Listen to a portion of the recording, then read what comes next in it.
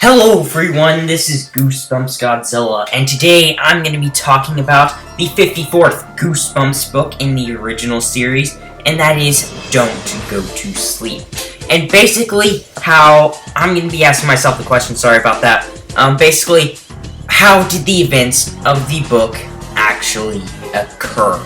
And I know that's kind of a bad title, I'm really sorry about that, but it's really interesting theory, and it will make a whole lot more sense later on in the video after I have a little bit of explaining on what I mean by this. But anyway guys, before we continue though, spoiler warning for the 54th Goosebumps book, Don't Go to Sleep. And also we're going to be having some medium-sized spoilers for The Ghost in the Mirror, the 25th Goosebumps book in Series 2000. But other than that, there's not any more spoilers in this video, so other than that, I think you should be good, but just a special warning, medium-sized spoilers for Ghost in the Mirror and Don't Go to Sleep. But anyway guys, with that out of the way, let's continue on to the main topic of this video. Okay, so in Don't Go to Sleep, our main protagonist lives in this really small room. And it's really tight in there. Apparently, I think it said in the story that the main protagonist's sister's closet was even bigger than his room, so it's a really cramped room. He doesn't really have that much to move around in and all that stuff. Plus, he has like a bookshelf in there, so he can barely move in this room. So he asks his mom later on in the day when the story starts, that he would like to move into the guest bedroom due to that one being bigger. He can put in all his stuff and all of that. But his mother refuses, basically saying that they might have guests sometime in the future, so she said that the main protagonist shouldn't take the guest bedroom, so he has to continue living in that really small bedroom. And the main protagonist is kind of mad about this. The only time they ever get any visitors is once every year at Christmas when their grandparents come over. So he goes ahead and moves into the guest bedroom that night, and he sleeps there. But when he wakes up, it turns out that he's in a different reality. And so this is where the concept kind of kicks in. It's a really cool concept. I'm not a big fan of the book that much, but the concept is pretty cool. And so basically every night the main protagonist sleeps in that guest bedroom bed. He goes into another reality. Like, for example, at one point, he is older. And it's, I guess, sort of in the future. At another point, he is a monster or something like that. So he's in all of these different realities and dimensions and all that stuff. And all the while, he's being chased by these two people named Bruce and Wayne. And they basically are these members of a place called the Reality Police. And basically, their job is to defend reality and keep bad things from happening to each reality, I believe. I'm not 100% sure on that, but I'm pretty sure that's how it goes. And basically, they're trying to find the main protagonist so he doesn't mess up these realities and all that stuff, and basically put him to sleep forever. And so the main protagonist is trying to avoid them all this time. So eventually, he almost gets caught, but he goes to sleep again, and that sends him off to another reality, and one thing leads to another. He goes into his bed, in his normal bed, and then he sleeps, and everything goes back to normal, I think, for the most part. Or no, for the whole part. Everything comes back to normal. And so that's pretty much Don't Go to Sleep, the whole plot for the story. I'm not the biggest fan of Don't Go to Sleep. It's not my favorite. It's kind of below the level of okay for me. It's kind of bad, but not super bad. The concept's really cool.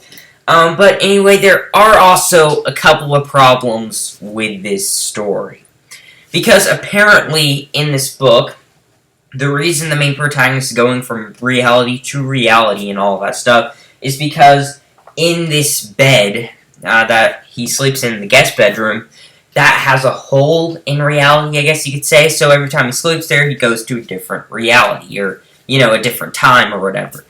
And I don't know, I found that a little strange due to earlier in the book, I'm pretty sure, they mentioned that the main protagonist's grandparents spend every year at Christmas in that guest bedroom. I highly doubt they get new furniture due to it being a guest bedroom and all that stuff. So that bed must have been there when the grandparents came in there at least once. And we do know that the main protagonist's grandparents do make it out. They're alive.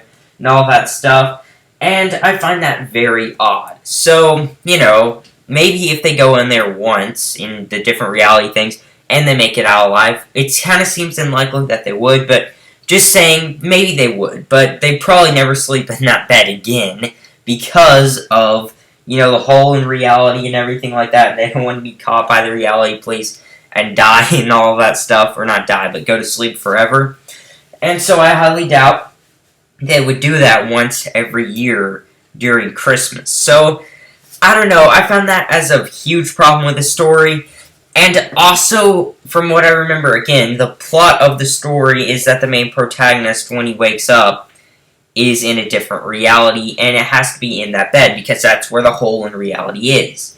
But if I'm not mistaken, I'm not really sure, I haven't read this book in such a long time, but pretty much in the story, the main protagonist, I think, sleeps in another spot instead of that bed that has the hole in reality, and he wakes up in a different reality. I could be wrong on that, I'm sorry if I am, but I'm pretty sure he goes to sleep as a monster or something like that, then he wakes up as a squirrel or something like that, and it wasn't in the guest bedroom bed. So, I would say overall that that's enough evidence to kind of disprove the whole bed theory, because that's the whole reason the main protagonist even slept in bed in the first place. And also, just saying that this does make sense for the bed to be wrong, not only from that spot where he sleeps on the concrete or whatever, and then he goes to sleep and wakes up in another reality, but also the bed thing, how he has to go to his original bed for things to go back to normal. I mean, the main protagonist sleeps in another spot instead of the guest bedroom bed, and he goes in different reality. But when he sleeps in his own bed, things come back to normal. I found that a little strange, and so this leads me to two options for my explanation for this theory of what actually happened, because we know it's not a hole in reality, so what exactly is it? And the first explanation I actually kind of touched on in a previous video of mine, I think it was my Awesome Ants video, but basically that the whole entire story of Don't Go to Sleep is a dream. Not the whole entire story, but when the main protagonist sleeps in the guest bedroom. This would explain a whole lot of things, like the whole thing, like how it's kind of personal in the story, and how also kind of explains why we don't really see the reality police ever again in any other Goosebumps book. There's a whole bunch of explanations about everything because it's a dream. That would explain the whole warp thing and all the plot holes with that. And there's also evidence from it from the reality police themselves. As you can tell in the story, the name of two of the members of the reality police in there is Bruce and Wayne. In the story of Don't Go to Sleep, the main protagonist is a huge comic book fan, apparently. And so, it's just kind of weird, because Bruce Wayne is the identity of Batman from the comics, and the main protagonist is a fan of comics, and the main antagonists of the story are named Bruce and Wayne. You know what I mean? I found that as a little evidence to prove that the whole entire book is a dream. But then again, there is kind of evidence to disprove this due to the fact that the main protagonist does kind of wake up in his own room. That would have to mean that the entire story of Don't Go to Sleep is a dream itself. Like from page 1 to the ending page, whatever page that is. That would mean that that whole entire book is a dream, and I highly doubt that, just because, in the end, the main protagonist's mom actually switches out main protagonist's room to the guest bedroom that apparently has a hole in reality, and that was kind of the twist ending of the story. I'm sorry I didn't mention that before, but yeah, that's pretty much the twist ending, and she talked about it as the events of the story happened at the very beginning. So the whole entire story from page 1 to page whatever is not a dream. We know that. And so that is kind of a disproving evidence to the whole, the dream thing in a way. But also I do have another option, which actually makes a whole lot more sense. I don't think there's that much disproving evidence for this theory. And that is the whole entire book, or how the main protagonist gets stuck in all these different realities, is not a hole in reality, and it's not a dream.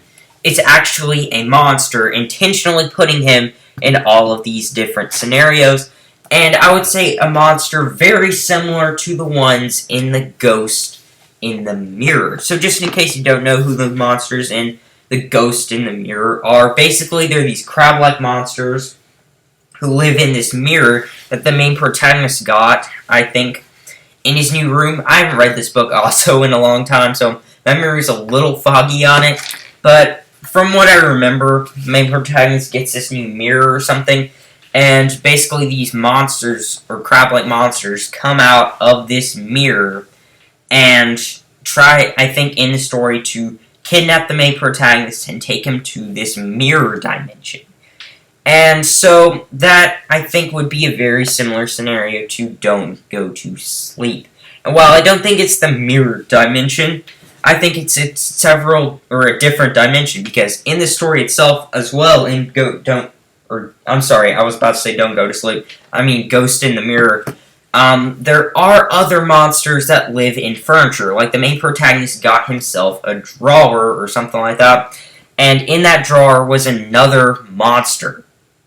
And so that would mean that monsters like, the mirror monsters from Ghost in the Mirror, they're not alone in this kind of, like, evil furniture monster thing. So, in the story, there is, like, a snake-like monster that lives inside the main protagonist's drawer or something like that. And so, I think that would make sense, sort of, for the monster, or, for Don't Go to Sleep. After all, in the cover art, you do see a horrendous-looking monster rising out, and that doesn't actually happen in the story, unless that is the hand that brings the main protagonist to all these different realities. And this could be a variety of different items. You saw two of different items that are haunted by these monsters.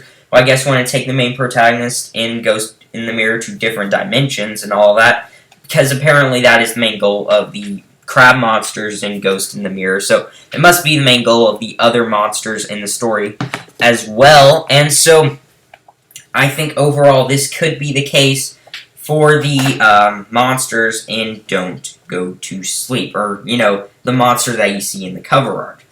And I think overall that is very, very likely for this theory. There's not that much disproving evidence for it. The only piece of disproving evidence there is for, the whole theory that it's a monster very similar to the monsters in Ghost in the Mirror that take the main protagonist to a different reality every single night, is the problem with the grandparents. It kind of wouldn't make sense for them to not kidnap the grandparents, but it took almost the entire story of Ghost in the Mirror from what I remember, I'm sorry about that, for the crowd monsters to appear and all of that stuff. So I think it's very likely that this theory is true, but also there's the problem with the main protagonist sleeping on the floor or something like that in one of the parts in the story, and then it all stops when the main protagonist, sleeps in his own bed.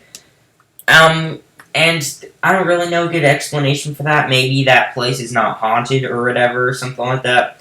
I'm not really sure. That's the only huge bit of disproving evidence for this theory, but overall, just judging from those three different things, the statement given the story, how there's a hole in reality in this bed, or, the dream, or it's, the monsters driving the main protagonist from different reality to a different reality, I would say overall that this one is the most likely, the latter one. And overall, guys, that's my theory for today. So tell me what you think in the comments section below. Do you think that the main protagonist was dragged from reality to reality from the monsters? Do you think there's a hole in reality in the bed like mentioned in the story? Or do you think the whole entire story for Don't Go to Sleep was a dream? Tell me what you think in the comment section below again. And thank you guys so much for watching, and that is the end of my theory.